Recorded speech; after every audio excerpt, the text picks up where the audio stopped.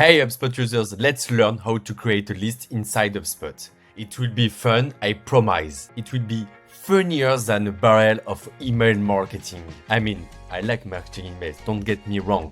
But in all seriousness, without contact list, how can you tailor your messaging to fit each contact's needs?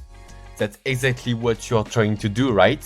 So let's dive in. So first, go to CRM and click on list. You can also bookmark lists by clicking here and you will see them inside bookmark. So we click on list and now on the top right, you can click on create lists. And here you can create a contact-based list, company-based list, deal-based list. These are very well known, but also card, order, and tickets. When you want to create a list, you need first to name the list. So choose a snazzy name and don't get a name like people to recontact after trade fair, second time, final, V2, something like that. Don't do that, okay? Keep it simple, like bombing contacts with email marketing. Sounds good, right? Let's go back. You can add some description and select active or static list. So the difference between active list and static list, you will create a list of contacts based on a criteria, for example, and after that, contacts won't be added to the static list automatically. You need to do that manually or through a workflow. With the active list, based on the criteria you've set on your list, they will be added automatically to the list without any workflows or something like that. So we will create an active list and here you can select filters. You have a bunch of filters based on different objects. So you can select, for example, company object, conversation object, deal object.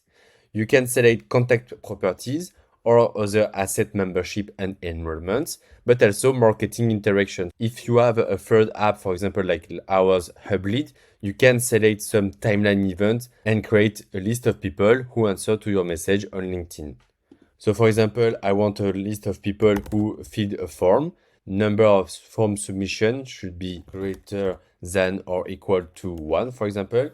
And here, I will have a list of people who filled the form at least one time through my website. You have also different functionality with this list. You can use it in a contact view, custom report builder, dataset workflow, or you have action, so you can clone the list, convert to static. You can do plenty of things. If you go to performance, you can see the list size and how it evolves on a daily, weekly, and monthly basis. You can see also the activity, like who modified the list. And you can set up also some notification inside your list. If you want to see all of your lists, you go back to CRM then list. And here you have your list and you can click on more, for example, and delete the list. Congrats, you're now a list creating maestro inside HubSpot. Go first and organize like a pro. Don't forget to subscribe if you want more tutorials like this and hope you enjoyed this video. Bye.